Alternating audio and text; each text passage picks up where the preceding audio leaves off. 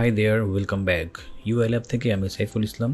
আজকের ভিডিওতে আমি প্রিমিয়ার প্রোর ইফেক্ট কন্ট্রোল প্যানেল নিয়ে কথা বলবো। তাহলে চলুন শুরু করি। তো ভিউয়ার্স, এটা হচ্ছে আমাদের ইফেক্ট কন্ট্রোল। যদি এখানে না থাকে তাহলে উইন্ডো থেকে ইফেক্ট কন্ট্রোল অন করে নিতে হবে। তো ইফেক্ট কন্ট্রোলের মেইনলি যে কাজ সেটি হলো যে কোনো ভিডিও লেয়ারের সাথে যে ইফেক্টগুলো থাকে সেগুলোকে কাস্টমাইজ করা বা কন্ট্রোল করা বা ম্যানেজ করা, যেটাই বলেন। আমরা দেখতে পাচ্ছি ইফেক্ট কন্ট্রোল অন করা, বাট ভিতরে কোনো অপশন দেখতে পাচ্ছি না। কারণ হলো এখানে লেখা দেখতে পাচ্ছেন নো ক্লিপ সিলেক্টেড, অর্থাৎ এই মুহূর্তে আমাদের কোনো ক্লিপ বা ভিডিও লেয়ার সিলেক্টেড নাই, যার কারণে সে কোনো ধরনের ইফেক্ট খুঁজে পাচ্ছে না। তাহলে ফার্স্ট কাজ হলো ভিডিও লেয়ার সিলেক্ট করা। জাস্ট আমরা সিলেক্ট করে দিলাম। এবার দেখতে পাচ্ছি এখানে মোশন ইফেক্টগুলো কিন্তু অলরেডি সিলেক্ট হয়ে গিয়েছে। তো ইফেক্ট কন্ট্রোলের মাধ্যমে আমরা ইফেক্টও কাস্টমাইজ করতেই পারবো, সেই সাথে এখান থেকে মোশন অর্থাৎ অ্যানিমেশনও কিন্তু দিতে পারবো। তো প্রথমে আমরা একটু দেখি ব্যবহারটা কিভাবে। এখানে বাই ডিফল্ট কিছু অপশন দেওয়া থাকে।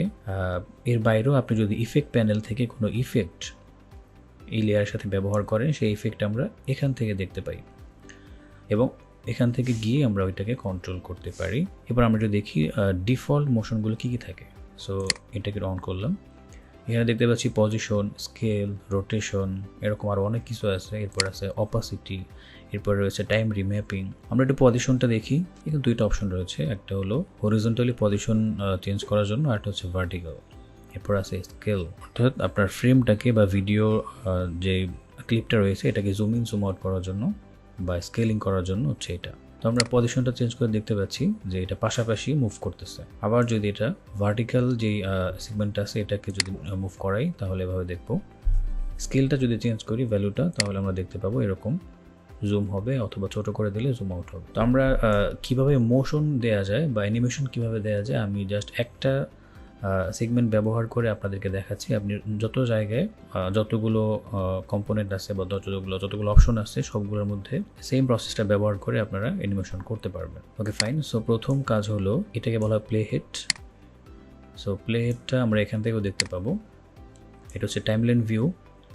এটা যদি অফ থাকে এখান থেকে অন করে নিতে পারবো। জাস্ট ছোট্ট একটা অ্যারো সাইন আছে এখানে।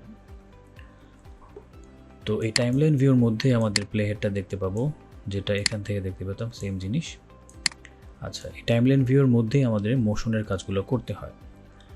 তাহলে স্কেলের সাথে একটা স্টপ ওয়াচ দেয়া আছে, এটাকে টগল অ্যানিমেশন বা টগল ফ্রেম বলে। সো এটার মাধ্যমে আমাদেরকে কি ফ্রেম অ্যাড করতে হবে। তাহলে এখানে দুইটা পয়েন্ট আমাদেরকে ডিফাইন করতে হবে। একটা হচ্ছে স্টার্ট পয়েন্ট, একটা হচ্ছে এন্ডিং পয়েন্ট। স্টার্ট পয়েন্ট হলো অ্যানিমেশনটা কোন জায়গা থেকে শুরু হবে, এন্ডিং পয়েন্ট হচ্ছে কোন জায়গা থেকে, মানে কোন জায়গায় গিয়ে অ্যানিমেশনটা শেষ হবে। স্কেলটা অন করে দিলাম, আবার এখানে কি ফ্রেম অ্যাড হয়ে গেল। এবার এটা হচ্ছে স্টার্ট পয়েন্ট। তাহলে এখান থেকে আমাদের স্কেলিং হওয়া তো জুম হওয়া শুরু হবে। এবার এখানে গিয়ে হয়তো বা শেষ হয়ে যাবে। তাহলে আমি এখানে গিয়ে আরেকটা কি ফ্রেম এখানে অ্যাড করে দিব, দেন হচ্ছে ভ্যালুটা চেঞ্জ করে দিব আমরা। ওকে, ফাইন। আমি ধরলাম এতটুকু জুম হবে। অ্যানিমেশন শেষ। জাস্ট আমরা এই টগল ফ্রেমটা অ্যাড করে দিলে কি ফ্রেম অ্যাড হয়ে যাবে। এবার একটু শুরু থেকে প্লে করে দেখি। Just play. এখান থেকে জুম হওয়া স্টার্ট হলো, এখানে শেষ হয়ে গেল। তাহলে আমরা কিন্তু অ্যানিমেশন অলরেডি দিয়ে ফেললাম। এবার মাঝখানে যে ডিস্টেন্সটা, এটা যদি কমাই দিই, কি ফ্রেমগুলো ধরে কিন্তু মুভ করা যায় সিলেক্ট করে। হ্যাঁ, আপনি এভাবে মুভ করতে পারবেন। একটা কি ফ্রেম থেকে একটা কি ফ্রেম মাঝখানের যে ডিস্টেন্স সেটা যদি বেশি থাকে তাহলে এটা স্লোয়ার হবে, আস্তে আস্তে জুম হবে এবং অনেক সময় নিয়ে জুম করবে। আর যদি ডিস্টেন্সটা কমে যায়, এভাবে করে কমাই দেওয়া হয়, তাহলে সে খুব দ্রুত জুম করবে। এবার দেখেন অনেক তাড়াতাড়ি জুম হচ্ছে। আরও কমাই দিব।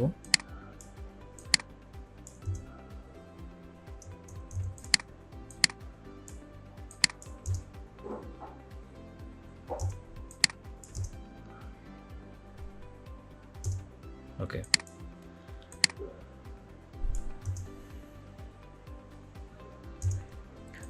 তাহলে এটা জুম ইন হলো। এখন আমি যদি চাই যে না আবার জুম আউট হবে, তাহলে এখানে এসে আরেকটা কি ফ্রেম দিতে হবে এবং সেই সাথে এই যে ভ্যালু সেটা আবার কমায় দিতে হবে। সো আমরা এখানে 100 করে দিব, ডিফল্ট যেটা ছিল। Okay fine. এবার একটু আমরা দেখি, প্রথমে জুম ইন হলো, তারপরে জুম আউট।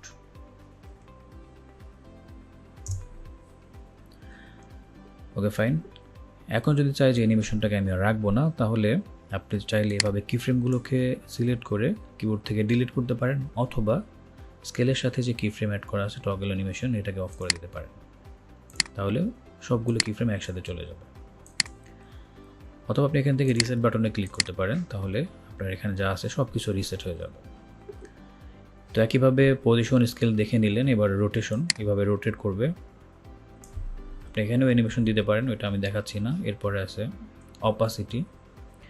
অপাসিটি কমানো বাড়ানো যায় এখান থেকে, মাস্কিং করা যায়। আমি যদি চাই যেটা দিয়ে একটু মাস্কিং করবো, দেখেন ক্লিক করার সাথে সাথে মাস্কিং হয়ে গেছে। এরপরে একটু আন্ডু করি, কন্ট্রোল জেড দিয়ে আন্ডু করা যায়। অপাসিটির সাথে আরও একটা শেপ আছে, এটা হচ্ছে রেক্টেঙ্গেল শেপ দিয়ে মাস্কিং হবে। এটা হচ্ছে পেন টুল দিয়ে আপনি ইচ্ছামতো ড্রয়িং করে মাস্কিং করতে পারবেন। ওকে, এরপরে টাইম রিম্যাপিং। তো এগুলোর জন্য আলাদা ক্লাস আছে। তো এতক্ষণ আমরা দেখলাম যেগুলো আসলে এখানে দেয়া আছে অলরেডি, প্রতিটা ভিডিওর সাথে ডিফল্ট মোশনগুলো যেগুলো দেওয়া থাকে ওগুলো দেখে নিলাম। আমি যদি এক্সট্রা কোনো ইফেক্ট ব্যবহার করি, ইফেক্ট প্যানেল ব্যবহার করে, তাহলে সেটা কীভাবে আমরা কন্ট্রোল করব। সো এখান থেকে যে কোনো একটা ইফেক্ট আমি ইউজ করছি, ধরেন ব্লার ইফেক্ট।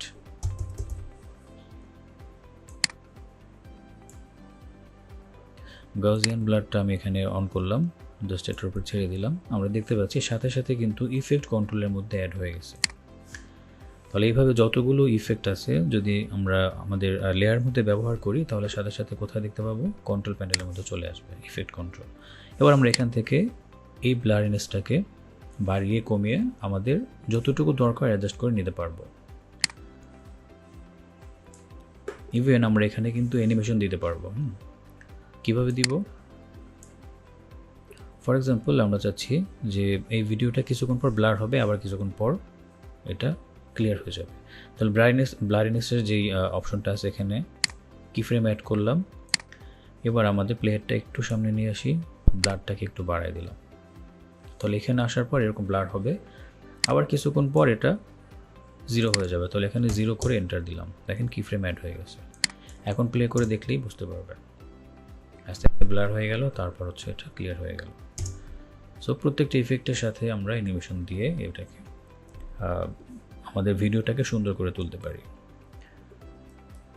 তো এই ছিল আজকের ভিডিও। পরবর্তী ভিডিওতে দেখা হচ্ছে। সে পর্যন্ত সবাই ভালো থাকবেন। আল্লাহ হাফেজ।